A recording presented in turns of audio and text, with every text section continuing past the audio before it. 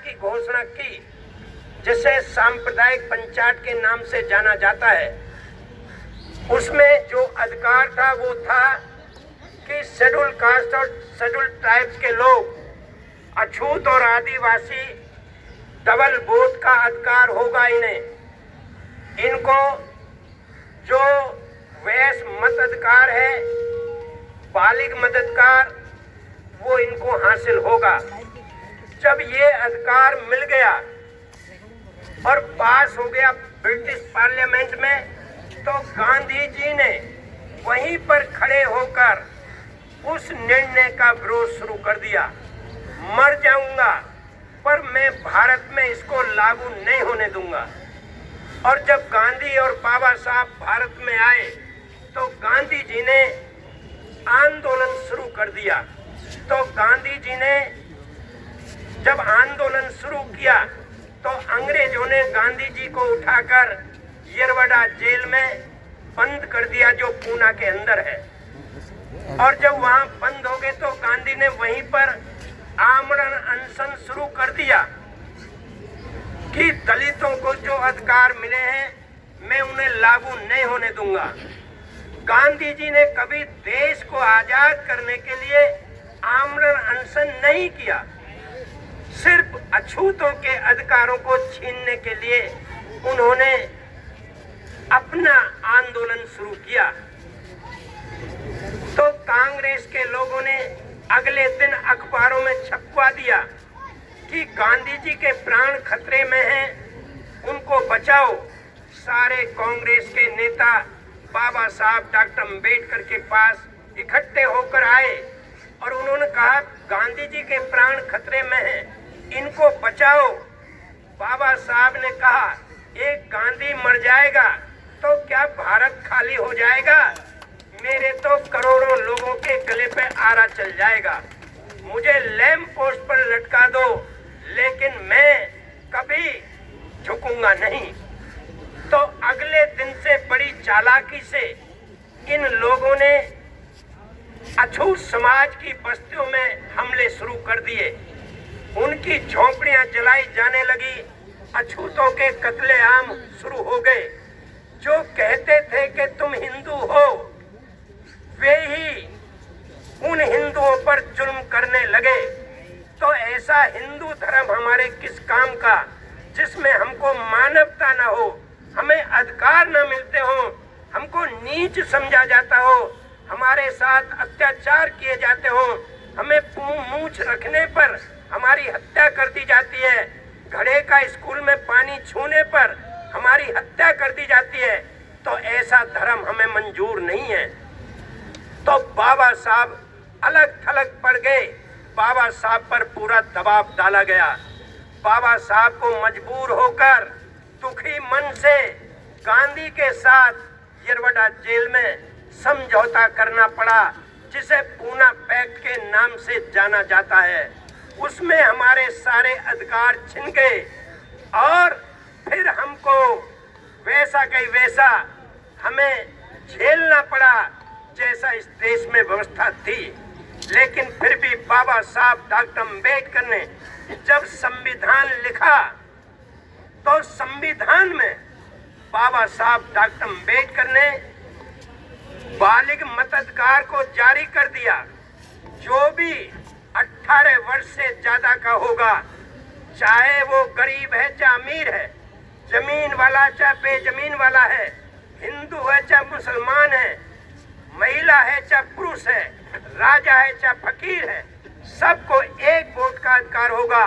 और एक वोट की गिनती एक होगी, चाहे राजा डाले चाहे मजदूर डाले, और जिसका ज्यादा वोट होगा उसका राज होगा। लेकिन आज भी इस देश के बहुसंख्यक लोग, SC, ST, OBC के लोग, माइनॉरिटी के लोग अपने इस वोट के अधिकार को नहीं जानते।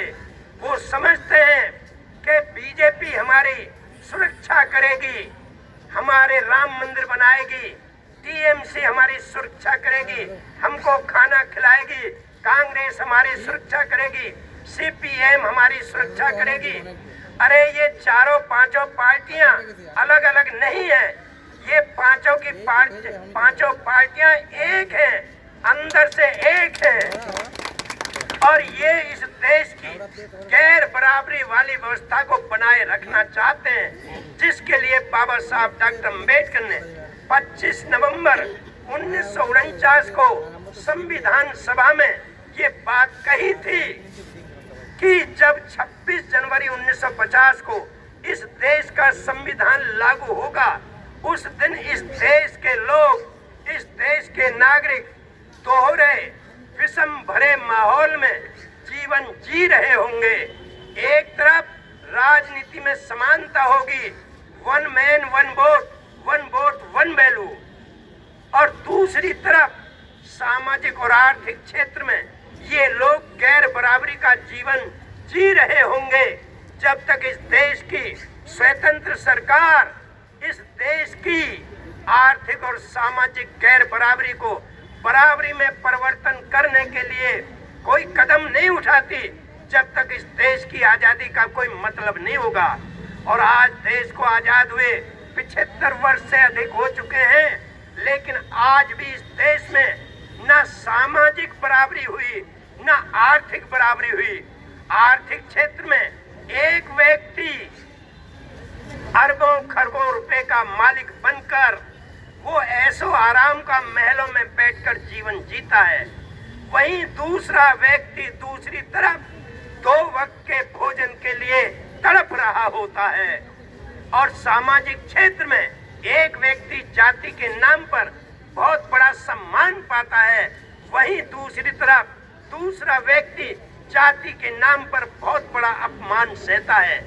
आज भी इस देश के अंदर जो ये चाहे बीजेपी अपनी सरकार बनाए, चाहे टीएमसी बनाए, चाहे कांग्रेस बनाए, चाहे सीपीएम बनाए, किसी भी प्रधानमंत्री ने, किसी ने भी इस देश के अंदर इस सामाजिक और आर्थिक गैर बराबरी को बराबरी में परिवर्तन करने के लिए कभी आंदोलन नहीं चलाया। कभी इस देश के अंदर जातवाद को खत्म करने के लिए आंदोलन नहीं चलाया। कभी इस देश के अंदर मानवता का आंदोलन नहीं चलाया। कभी इस देश के अंदर इस खाई को पाटने का कभी आंदोलन नहीं चलाया। सब लोगों ने मूर्ख बनाया है। और इस देश की ये चारों पार्टियां, इन्होंने इन गरीबों को फुटबॉल बना के रख दिया है। गरीब चाहे किसी भी समाज का है, किसी भी जाति का है, गरीब गरीब होता है और गरीब का शोषण होता है, गरीब पर अत्याचार होता है, गरीब को कमजोर को अन्याय सहना पड़ता है। क्यों? क्योंकि इन लोगों ने, इन गरीब लोगों ने, इन पार्टियों के जो इनकी सोच है उसके बारे में कभी नहीं सोचा। आज इन्होंने गरीब लोगों को फुटबॉल बनाकर रख दिया है। फुटबॉल का मैच आपने देखा होगा, 2 पाले होते हैं, 2 टीम होती हैं। इधर की टीम ने किक मारी बॉल में, बॉल दूसरे पाले में चली जाती है। उधर से किक मारी तो बॉल दूसरे पाले में चली जाती है। बॉल दोनों पालों में किक खाती खाती घूमती रहती है। यही हाल इस देश के गरीबों का है। इन गरीबों ने कांग्रेस को वोट देकर उसकी सरकार बनाई। कांग्रेसी बोले, अरे ये क्या जाने राजनीति, ये तो सीधे साधे लोग हैं, भोले भाले लोग हैं, मारा इनमें किक लगी, चोट लगी, दर्द हुआ। बोले गलती हो गई, इससे तो टीएमसी ठीक है, इससे तो सीपीएम ठीक है। सीपीएम को वोट दिया, उसको सरकार बनाई तो उन्होंने किक मारी, ये क्या जाने राजनीति। फिर बोले ये भी गलती हो गई। फिर इन्होंने टीएमसी को वोट दिया, ममता जी को मुख्यमंत्री बनाया तो उन्होंने भी इनमें किक मारी। तो ये भी अब बहुत चिल्ला रहे हैं और कह रहे हैं बीजेपी वाले ठीक है। नहीं, इन चारों में से एक भी ठीक नहीं है। ना मोदी जी ठीक है, ना राहुल जी ठीक है, ना सीपीएम वाले ठीक है, ना ममता जी ठीक है। ये सब के सब लोग इन गरीबों का इस्तेमाल करते हैं। 5 किलो राशन खिलाने में इनका सारा वोट ले लेते हैं। इनको थोड़ा थोड़ा जो रेवड़ी बांटकर और इनको बहका करके इनका वोट ले लेते हैं और 5 साल तक फिर इनमें किक मारते रहते हैं। ये क्यों होता रहता है? क्योंकि इन चारों पार्टियों ने तुम्हारे SC, ST, OBC, माइनॉरिटी गरीबों में, कमजोरों में इन्होंने चमचे पैदा कर रखे हैं। जो मान्यवर कांशीराम साहब ने चमचा एज किताब लिखी थी, उसके अनुसार इस देश के अंदर हर पार्टी वालों ने चमचे पैदा कर दिए हैं और ये गरीबों के बीच में से निकल के थोड़े थोड़े लालच में आकर इन गरीबों का वोट बेच देते हैं। इसलिए आप लोगों को इन चमचों से सावधान रहना है और ये देखना है कि ये चारों पार्टी जो हमें किक मार रही हैं, आज मैं तुम्हें किक खाने वाला नहीं, किक मारने वाला बनाने के लिए आया हूँ। मार दो मैं चारों के, तुम्हारा उद्धार हो जाएगा। निकल पड़ो गांव-गांव में, निकल पड़ो पाड़े-पाड़े में, जा करके हर जगह बता दो कि ये चारों पार्टियां हमारे मतलब की नहीं है। अगर हमारी कोई पार्टी है तो बहुजन समाज पार्टी है और बहुजन समाज पार्टी की नेता राष्ट्रीय अध्यक्ष बहन कुमारी मायावती जी जब उत्तर प्रदेश की मुख्यमंत्री बनी थी तो उन्होंने वहां पर जितनी भी सरकारी जमीन थी उसके 5-5 एकड़ के पट्टे और कब्जे प्रत्येक भूमिहीन को ना जाति देखी ना धर्म देखा, हर भूमिहीन को आवंटित किया। आज यूपी में जाओ देखो, हर व्यक्ति के पास अपनी जमीन होगी और बहन जी ने कहा दूसरे खेतों में चाष मत करो, अपने खेत में जा करके चाष करो। लेकिन बंगाल में आप लोग इतने दिन से वोट देते आए, सीपीएम को, टीएमसी को, कांग्रेस को, क्या कभी इन्होंने आपको एक आध एकड़ जमीन का पट्टा दिया? कभी नहीं दिया और ये आपको इस्तेमाल करते रहते हैं। बहन कुमारी मायावती जी ने उत्तर प्रदेश में जितने गुंडे बदमाश गरीब कमजोरों पर जुल्म करते थे उन सबको उठाकर जेल के अंदर बंद किया। 1,61,000 गुंडों को जेल में बंद किया, जमानत नहीं होने दी। और यही नहीं, बहन कुमारी मायावती ने नौजवान युवकों को 35 लाख नौकरियां दी थोड़े से कार्यकाल में। और मोदी जी ने वादा किया था हम 2 करोड़ नौकरी देंगे। अरे 2 करोड़ छोड़ो, 60 लाख नौकरियों को खा गए, जबरदस्ती रिटायरमेंट लेने को मजबूर किया। ममता जी ने आज तक कोई नौकरी नहीं दी, तो ऐसी सरकारों से क्या फायदा। बहन कुमारी मायावती जी ने बेसहारा लोगों को लाखों मकान, 2 bedroom, latrine, bathroom, kitchen set, वहीं पे स्कूल, वहीं पे अस्पताल, आज उनकी कीमत 50 लाख रुपए है। क्या यहाँ पर तुमको मकान बनाकर दिए गए 1-1 लाख में बहका दिए जाते हो? क्यों? क्योंकि तुमने कभी राजनीति को नहीं सीखा।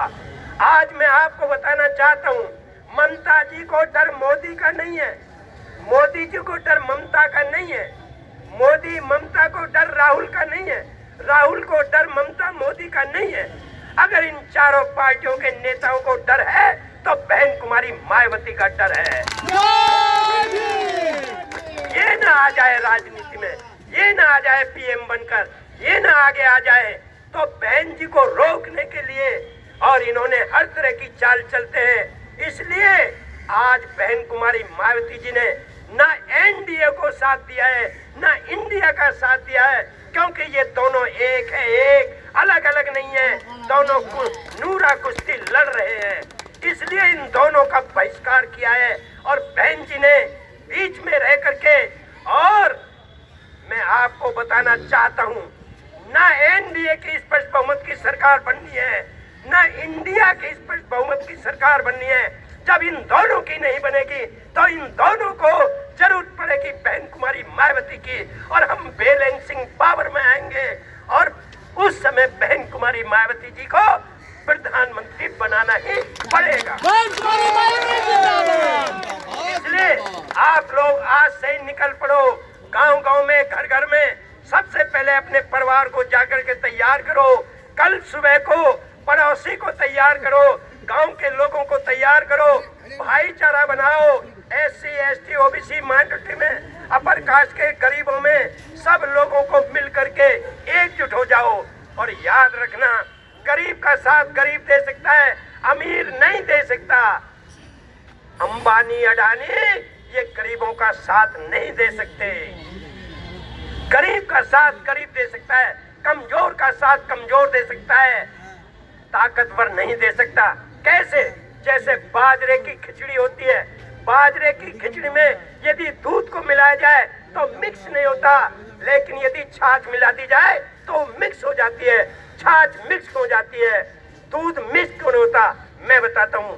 दूध इसलिए मिक्स नहीं होता क्योंकि बाजरे की खिचड़ी मूसल की कुटी होती है ओखली में, दूध कुटा पिटा नहीं होता, भैंस के नीचे से निकलता है, खिचड़ी में पड़ जाता है, इसलिए बिना पिटा दूध ऊपर तैरता रहता है और पिटी हुई खिचड़ी नीचे बैठी रहती है। मट्ठा मिक्स क्यों हो जाता है? मट्ठा मिक्स इसलिए हो जाता है, अगर बाजरे की खिचड़ी मूसल की कुटी होती है तो छाछ भी रही की पिटी हुई होती है, दोनों पिटे पिटों का मेल हो जाता है।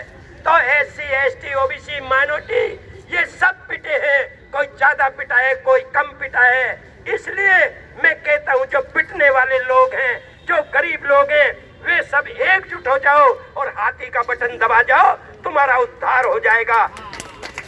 मैं इन्हीं शब्दों के साथ मैं सबको धन्यवाद देता हूँ। आपने बहुत बड़ी उमस भरी गर्मी में इतनी दूर से चलकर पैदल और नारे लगाते हुए जो आप आ रहे थे, मैं उससे बहुत प्रभावित हुआ हूँ। और मैं आपकी सूचना दूंगा बहन जी को कि बंगाल में आप लोगों ने बहुत बड़ा अच्छा काम किया है। इन्हीं शब्दों के साथ धन्यवाद।